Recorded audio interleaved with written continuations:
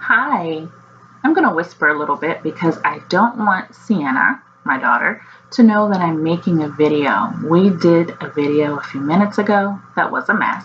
So I'm trying to do another one on my own before she runs in.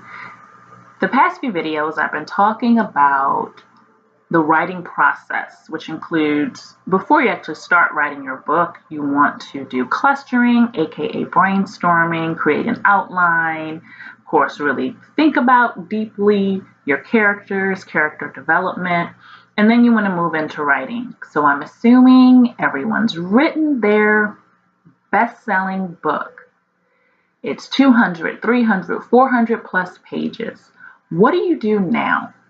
The next step is printing out a copy of your manuscript. Yes, all 300 plus pages. Of course, you can do this at a copy center so you won't use all of your ink at home. Print it out and then read through it line by line. When you actually print it on paper, I feel like it's easier to spot mistakes. And you can see your typos, your misspelled words, missed words, words that were confused. You meant one thing, you put the wrong word. And you can go through it with a red pen, mark it up. Once you've done that, which that's going to take a little while to read through, mark it as you are reading through it. And then you want to go back to your laptop and make your changes in the document. Just go through each page where you've made a correction and change that information. Once you've done that, you want an objective person. And just because someone knows you, even a family member, if they can be objective, that's the person who tells you like it is, have that person read through it and give you feedback. And you can take that feedback or you can leave it.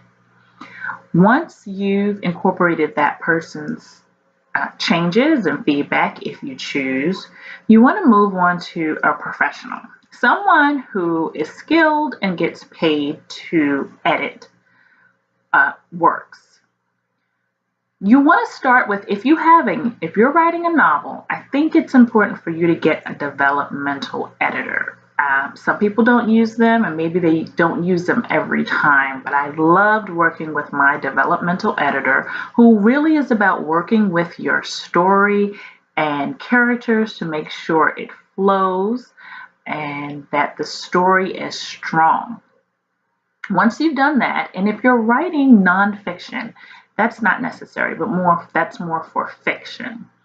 The next step would then be to get a proofreader, hiring someone that goes line by line to catch those grammatical errors. And that is important. And once you've done that, you need to print your manuscript out again. Or this time you may want to read it on your computer, fine.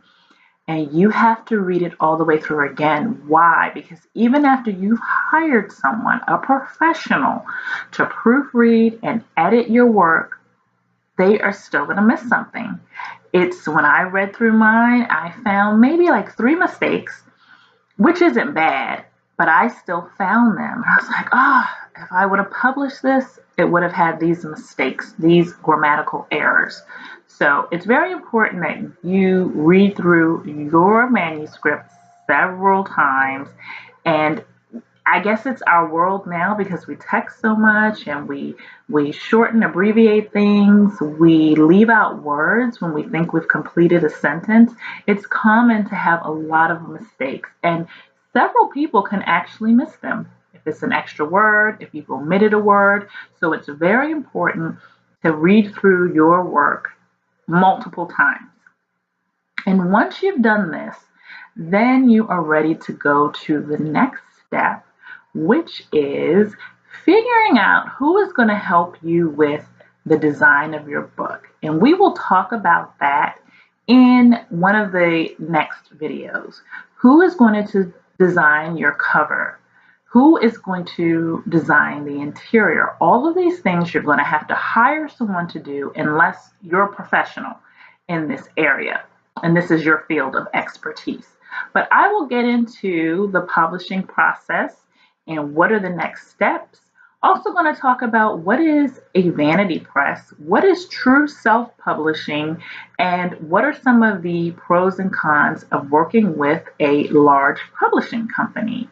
I will get into those videos and some of the follow-up sessions. I hope you got something out of this video, and I hope you have a great week. Take care.